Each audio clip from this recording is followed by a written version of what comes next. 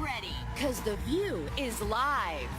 Is the intelligence community withholding vital information from President Trump? Then, do men or women fall in love faster? The answer may surprise you. Plus, Ice Cube is chilling with the ladies. Let's fire up Hot Topics with Whoopi, Sunny Hostin, Joy Behar, Sarah Haynes, and Jedediah Bila. Now, let's get things started.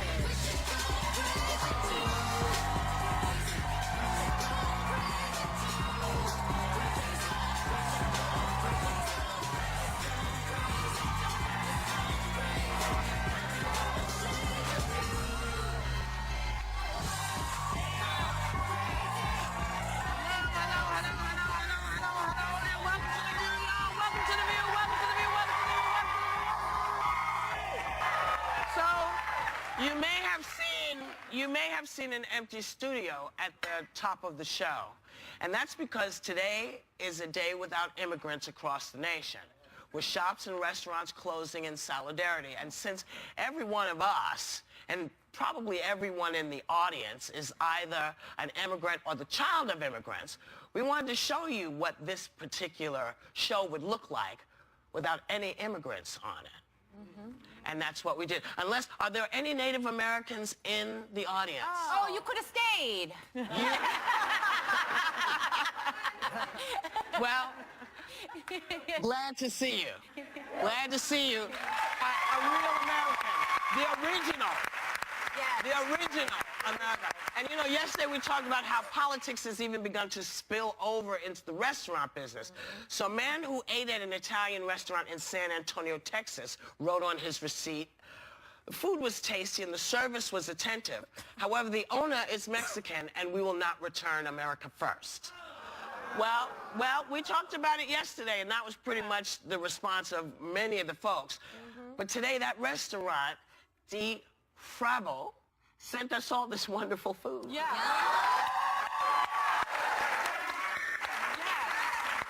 Lasagna. Lasagna, there's pizza, there's all kinds of stuff. It's fantastic. And you know what? Again, we were talking about immigrants. You know, who isn't an immigrant? Mm-hmm. You know, and if we're really going to start, you know, pointing at immigrants, then we have to point really to Washington, because all of those senators and the guy who's president is the child of immigrants. Right. Yeah. Everybody there, including this, you know, rotten baby Miller, this guy was... Stephen Miller, yeah. You know, he is also... an immigrant. What did you call him? Rotten Baby Miller. Because he kept saying, you know, I will talk to anybody. We've invited him. Hey, Rotten Baby Miller, we're inviting you again. Come on. So, immigrant-made food. That's right. So a new report in the Wall Street Journal claims that U.S. intelligence agencies are actually withholding sensitive information from the new administration because they're afraid it could be leaked or compromised. I don't know why we're telling them. It was much more fun when he didn't know. Now we told him everything. Anyway, Donald Trump fired back at the intelligence departments, claiming that leaks are the real scandal, not his reported ties to Russia. You know, I was thinking about him today and how really not that bright he is. You know, you make an enemy of the very people who have all the goods on you. Yes. The people who know what you did with Russian, maybe that little sex scandal. They might have a tape that they can get, the intelligence agencies. The people who know about your business ties with Russia. The people who know everything about you. You pick a fight with them and you send a Valentine to Putin. That's really not that bright. It's not. That's people dumb. that are not partisan. They're an objective party of people that are there to protect them. And what I found interesting is Trump tweeted this morning, and I've mentioned before, my biggest fear is the idea of false information or fake news. Our president tweeted this morning, the Democrats had to come up with a story as to why they lost the election, and so badly, 306, so they made up a story, Russia, fake news. This scares me because again, let me clarify, fake news is about the intention to mislead, making up a story to mislead. False news is speaking mistruths.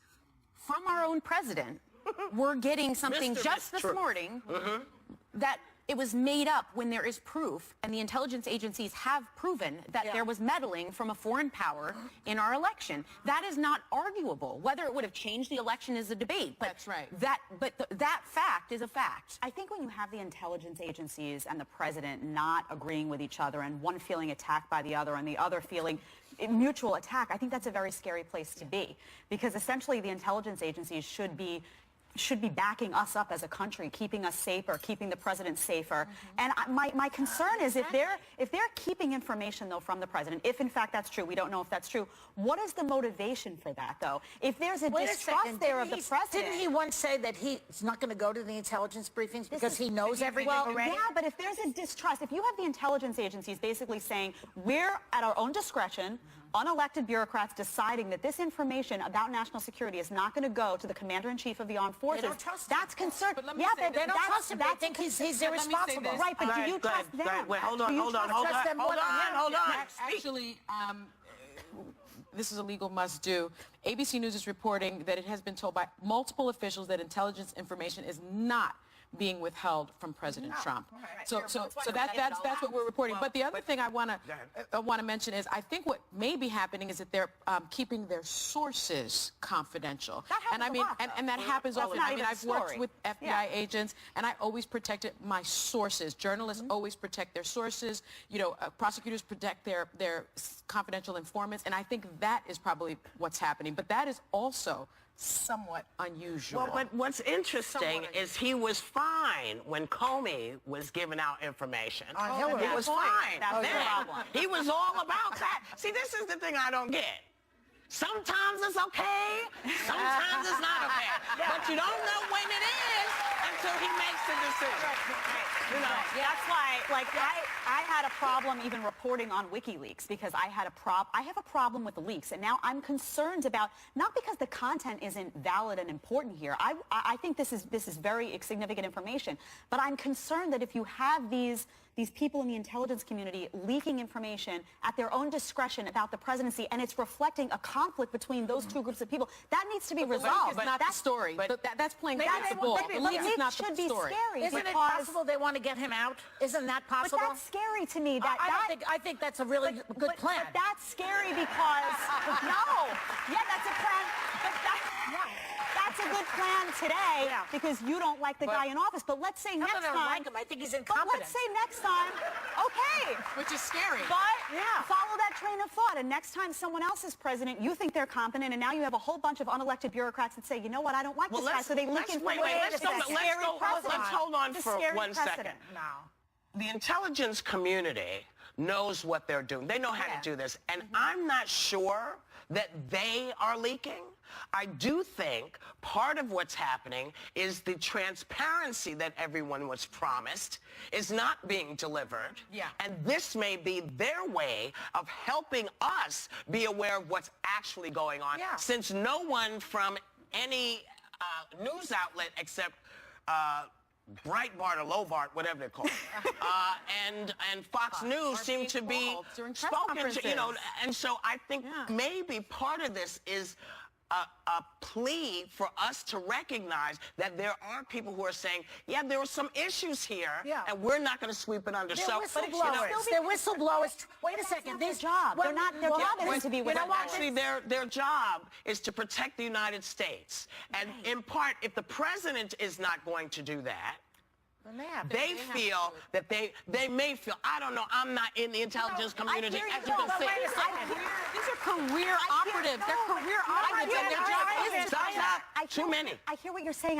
The concern is what if the leaks were classified information? The story, Jed. But that's no, the but story they're that the both the administration story. They're wants both the story. out there. The leak is the It's story, too late, and baby. the content is the story. You know, once you accept one, you have to accept it. But That's you what can't- they've. You can't endorse leaking classified information, no matter what the cause. It's like a thief being angry at the surveillance video. I It's like a actually- thief I saying, agree oh my with you goodness, both. I it's not agree. the I think crime, it's the surveillance Yeah, video. Andrea, There That's was, what this Go ahead. administration there was is a doing. really good article that was written by a guy, and I wish I had the name right now, that we had yesterday that we read before the show. And he had said something very interesting. He pretty much, the gist was how he thought Flynn was an awful person. He did not like him. He did not support him. But he said there is a secondary problem here. And I was showing you the quote. It said that we really do need to be concerned that this is the time we're in because it trickles from the top, but the leaks are a problem. They are. Well, It doesn't mean it's not it- secondary for me. The leaks are a problem, but because no one gave a poo 8 months ago, Which I agree. All right, but you know, that's true. But I mean, that's the a truth. fair point. Nobody gave a poo when know it what? was doing That this, is so a fair that's point, why isn't it? things are happening. But hold on, because we're going to be right back. Coming up, has Trump spokesperson Kellyanne Conway given her last Morning Joe interview? And a guest cancels an appearance on Bill Maher's show to protest a controversial booking. Still ahead, Ice Cube is rapping with the ladies at the Hot Topics table.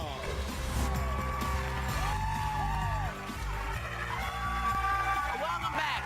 An influential conservative group called the Council for the National Policy is urging new Education Secretary Betsy DeVos to dismantle the Department of Education and bring God back into the classroom. They're calling for a restoration of education in America that would enshrine and elevate historic Judeo-Christian principles. And guess who served as a member? That's right. President Steve Bannon, right?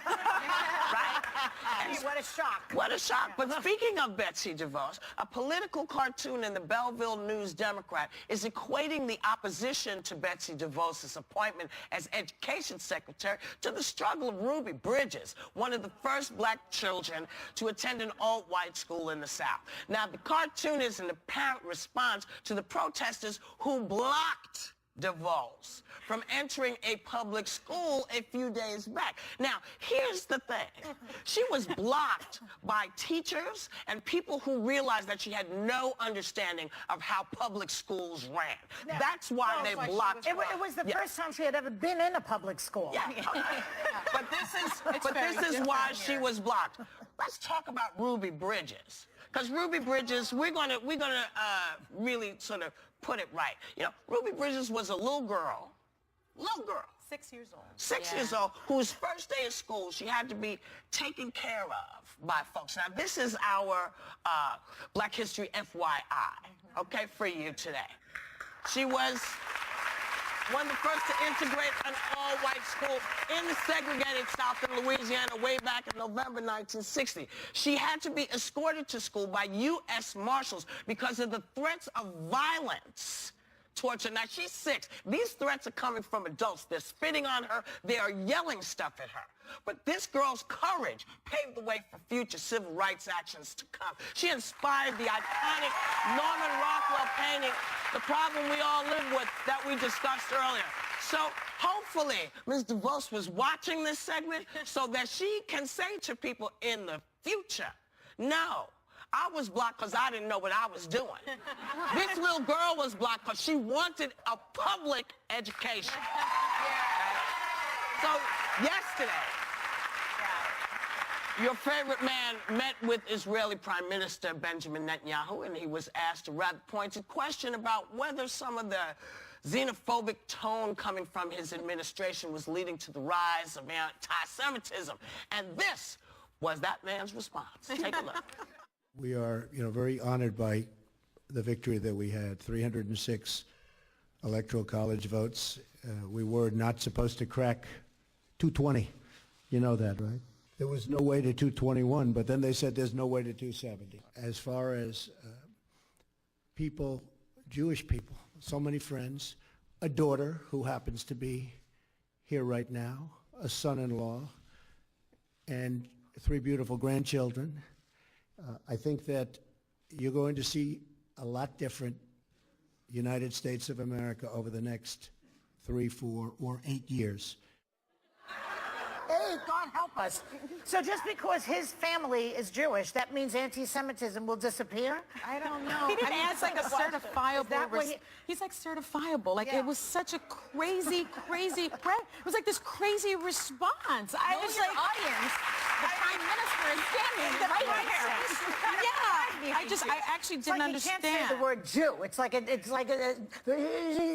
didn't even answer. He didn't answer the question about anti-Semitism. It was a very easy question to answer. I mean, you can answer that in 140 characters on Twitter. Just say but I you have can zero answer it. tolerance for anti-Semitism, and my administration will follow protocol to make sure that that doesn't Don't you think happen. Netanyahu was thinking, what a moronic Gentile this is? All that Netanyahu deals with, and he turns to him and he goes, did you know that they didn't think I'd make it? I'm like, that guy has better things to do with his life than worry about your electoral It's an embarrassment. That was an It's embarrassment. so humiliating to be represented by this guy. For me, though, like, that's how he won the election. He's still in campaign mode. To me, that sounded like a guy trying No, to he win an talks on a election. fifth grade level. That's how he But won that- the election. No, this is how he won. He pivots. That's what you do. You know, when you're in a campaign, you pivot. Somebody asks you a question, you don't know the answer, you don't know what to say, you pivot. But not in a that's narcissistic not what way, a though. president Yeah, it's always does, though. about A president him and has his to answer the votes. question. Well, By they the way, should he have didn't win. Bannon the question. He would have had an Bannon answer. would have had an answer. That's why, to me, he's the real president. He would have had an answer. Yeah. That's true. Yeah, no, it is Just saying. embarrassing, though. It was bizarre. It was But he bizarre. also would have had to admit that his rhetoric has increased the anti-Semitism And he'll never in the admit country. to that. And that's why he didn't answer that question, because the question was, do you think that some of what your rhetoric has done is put this name it, gay people, Jewish people, everything. Do you think you're responsible for some of But this? the fact that he doesn't disavow the Ku Klux Klan tells you right there how he is did disavow approaching this topic. Yeah. No, he doesn't. Like David last Duke. week. What did he say? Last week He did find At one He was point, like, it was like I don't like David the Duke. show. Who's David Duke? I don't actually think, and I think I've spoken with Jen about this, I don't actually think he is anti-Semitic. The problem here is all of his rhetoric, which we have not heard him speak about, he will not come out doesn't ever. take And it doesn't responsibility need for to it. be an apology, which he says, I think there's a psychology of refusing that, you know. All you need he has to say is, I truly am here for all of you. All like you one need- statement. all you need for evil to flourish is for good men to be silent. Yes. And that's what he is. Maybe a good guy, not speaking. Well, So maybe we that's- should send that on some sweatshirts to Congress and the Senate.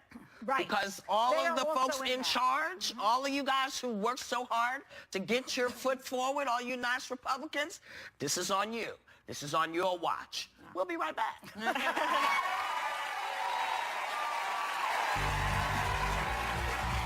What do classically trained ballet dancers, medieval knights, and professional cheerleaders have in common? Well, not much. Except they all do amazing renditions of the View Slide. Let's go!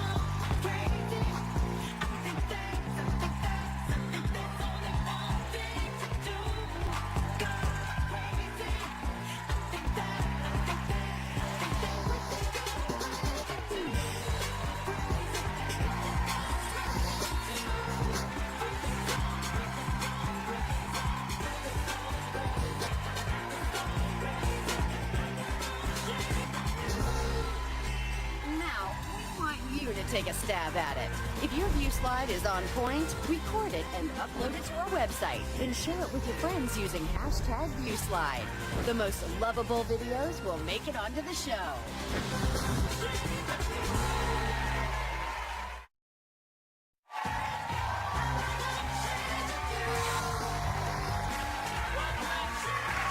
Well, first it was the you-know-who brand that was facing a ban and a boycott. And now it's members of his team. MSNBC's Morning Joe says they will no longer book Trump spokeswoman Kellyanne Conway. Can I tell you why? Should the media be banning or silencing these people? Or are they suppressing free speech? Or is there such a thing anymore? Well, Mika Brzezinski's reasoning, I quote her, every time I've seen her on television, something's askew, off, or incorrect. And yet they bring Sean Spicer there, who also is incorrect, askew. Trump goes on there. He's also incorrect, askew. Why they pick on Kellyanne? She's not any worse than the rest of them. I think they feel like she's not a good representative of the administration, and I think that's what I think that The what they're administration saying. isn't a good representative. I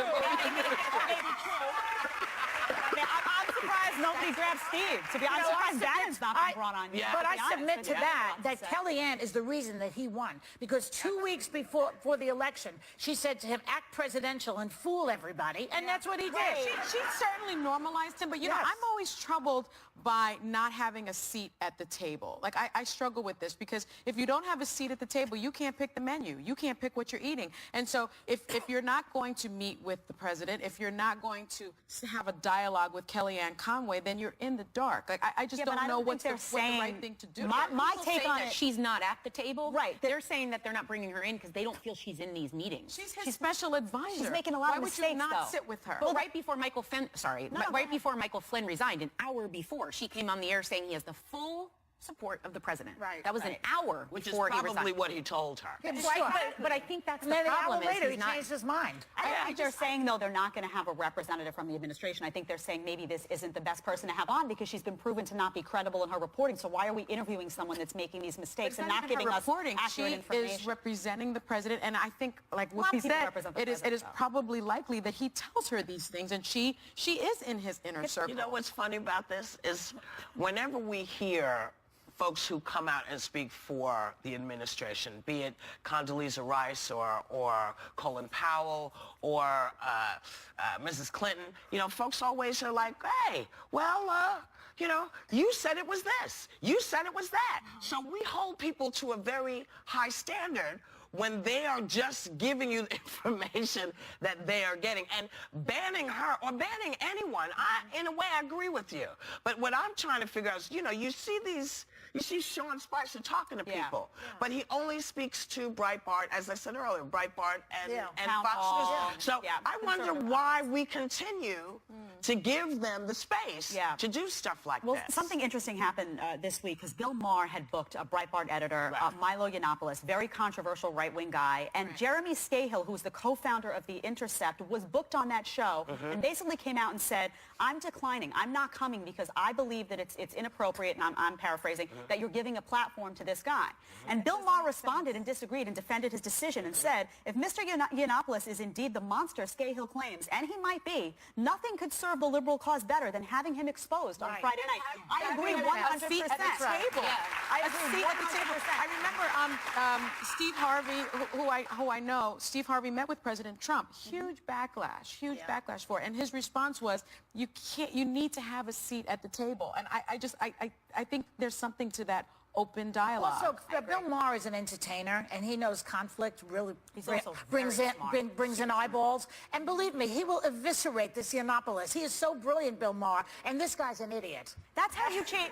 That's how you change minds, though. When I took this job, I remember when I took this job, I got so much heat from Fox News people, from right-wing people saying, you're going to go, you're going to be talking to, you know, that's liberal media, you're going to be talking to a liberal audience. And I said, you know what? If I have the power at this table to convince one person who's watching at home or change one heart or mind or show people that you can have a conversation, then I've done my job. And that's what people need to do. This show has been doing that for 20 years. This show has been doing that for 20 years. And, you know, folks at Fox, you know, when you only have one thing that you talk about, we talk about everything. We do. We talk about everything, everybody, and we try to be fair. We get heated sometimes. We're never nasty to each other. We do our jobs because we actually do a little bit of our homework, you know, unlike a lot of folks on Fox. You know, I'm just saying, I watch y'all too.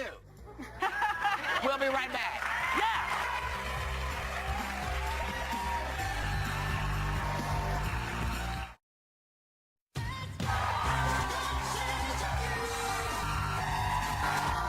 Welcome back. Viewers went so insane for our winter handbag sweepstakes, you pretty much crashed our Facebook page. So we are bringing it back by popular demand. This time we're giving away this luscious Louis Vuitton Alma handbag worth almost $2,000. So go to our Facebook page to enter by 5 p.m. Eastern next Wednesday and tune in next Thursday to see if you won this gorgeous bag. That's a good one. And I think it's always a good idea to give away a gorgeous bag at a table full of gorgeous bags. Hey,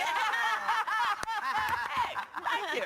A girl from Hereford, England, named Chloe Bridgewater, is so fascinated by her gadgets that she wrote a letter to Google applying for a job with the company. There's only one issue. She's 7. Nonetheless, she got a letter back from Google's CEO, Sundar Pichai, who urged her to follow her dreams. So we salute you, Chloe, and we salute you, head of Google. You know? Yeah, because I kind of feel like there might be several of us at any given table, at any given time, who might need a job at Google. You know what I mean? And they got to raise parental leave. Her letter was so cute. She's like, I think I want to work there. I mean, they play games, they have balls. You know, when you talk about whether or not freedom of the press is going to be able to continue, one wants to have a different job to be able to go to. Right, you need a backup. You know, you need a backup gig. You always have to have a backup gig. And I said it before. If they start to censor us, you know you've lost your country. well, I'll tell you how else.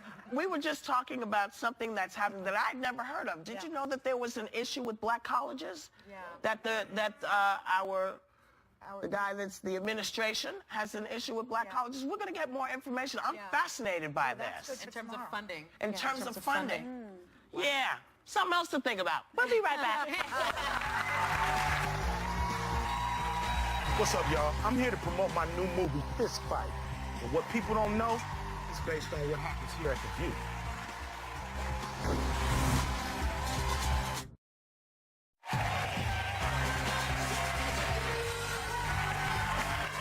Ice Cube proves once again that he's as funny as he is fierce in his latest comedy, Fist Fight. Please welcome actor, producer, writer, and rapper, Ice Cube.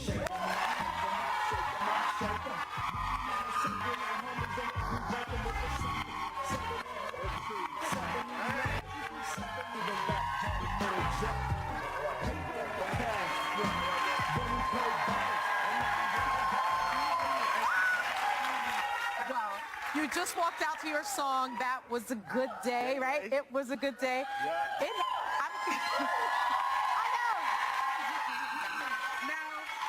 I'm going to age myself along with you. That song came out 24 years ago. Wow. 24 years. Yes. Wow. Yes. I was jamming to that song. What do you remember about writing it? You know, at the time we were doing a lot of hardcore music, and I was like, what about when we having like a great day and having a good time, nothing's going on? Yeah. And I said, yo, that's reality too. You know, it's not just talking about the bad stuff, but it's talking about what's real in your life. So I wrote the song, and some of my producer guys was like, you can't do that song. That's not an Ice Cube song. Too happy? It was too, I'm like, what? I said, no, it's all about reality, and if I'm having a good day, I need to write a song about it. We need a and love put it ballad out. from you. But, you know, I know that a big part of your career is not just writing songs, it's about fighting injustice and, you know, going out there and saying stuff. And what do you think about what's going on right now in the country? Wow, it's a lot going on. I think we all got to keep the faith in our values and remember who we are. No matter who's in the White House. You know, my father always said, no matter who's in the White House, you got to get up and go to work in the mornings. You know what I mean? So we should definitely all make sure that we keep our own values, you know, tight and not really, you know, let the world spin us out of control. But do you think the times are better or worse than when you were a kid, let's say? Well, I think it's a little hard for me to kind of really decipher because I'm not living in the same neighborhood under the same circumstances. But So your personal life is better? My personal life is great. But, you know, there's still a lot of people that need help. Still a lot in the struggle. Yeah, so, you know, I feel like I'm in a position to speak up for them, and I should, you know, why not? Well, you were here in 2015 for Straight Outta Compton. Yes. Now, that was a huge success and an amazing movie, but you are now, you just found out you're getting a star on the Hollywood Walk of Fame.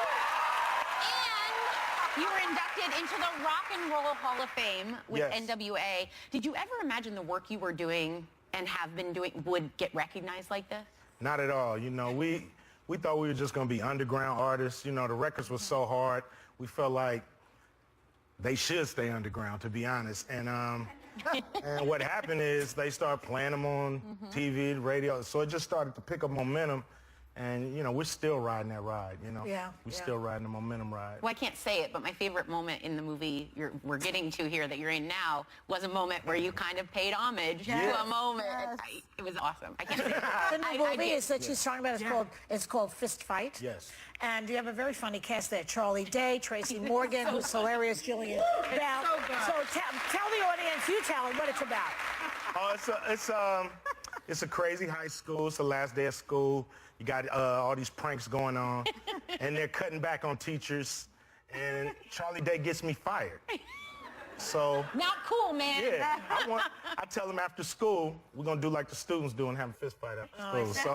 So it's the whole day of him trying to get out of this fight. It's the dodge and weave. Yeah. Hilarious. Now you have some extended kind of the whole thing is called Fist Fight, so it kind of slow plays out throughout the movie. How did you guys continue to do that action without actually hurting each other? Man, you know, it was a 8-day fight. You know, we shot just 8 days, and it just was. It went on and on and on and on and on. And I was like, man, are we shooting a Rocky movie or is it this fight? But you know, it was cool. It's a great movie. It's funny. It's time to laugh. It's time to have a good time. Well, we have a clip, so let's take a look at that. One man wins when the other is unconscious. Then and only then. Couple of students? I want everybody to see this. Teachers don't fight. We're gonna handle our differences like real men. What differences? You got a job and I don't. This is a bad joke. Snitches get...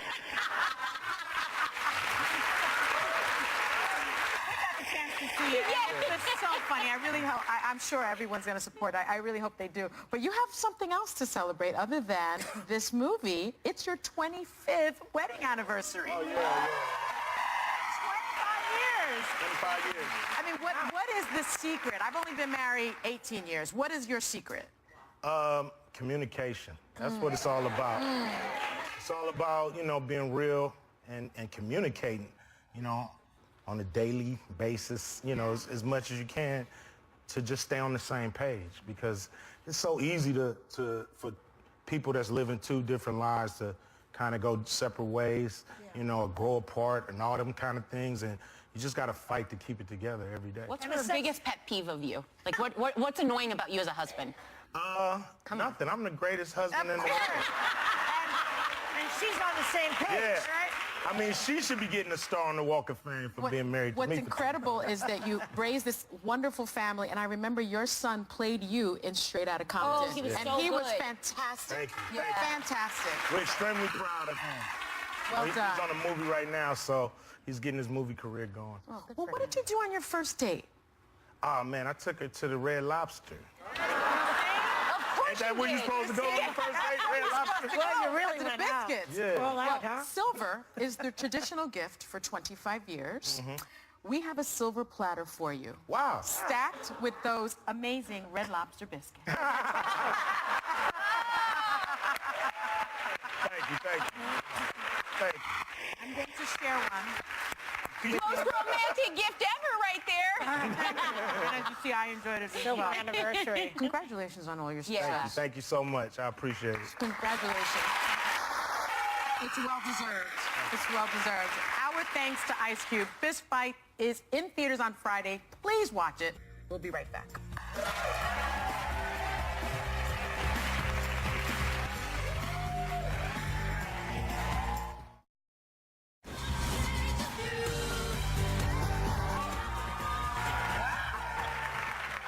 So we were just talking about different shows that we were seeing, and I hadn't. You just saw. I saw Glenn Close in Sunset yesterday, Oh, nice, based on nice, Sunset nice, Boulevard. right. First of all, get the movie first. Right. Rent So the you know movie the- so Sunset you know the Boulevard by story. Billy Wilder, Right. who was a brilliant writer. You know, Billy Wilder came here as a young German guy. Yep. And he is the funniest director, writer of American comedies. Yeah. The Apartment, Some Like It Hot, Sunset Boulevard. I mean, somebody could do that is just phenomenal. Well, you know, again, we're talking about immigrants. Yeah, He that's right. immigrated here. This was full and he circle. became one of the greats. You know, thank you guys for coming and hanging with us live. Thank you for hanging with us on TV. Because without you, we're just talking heads. We want you to have a great day, and we want you to take a little time to enjoy the view. Amazing.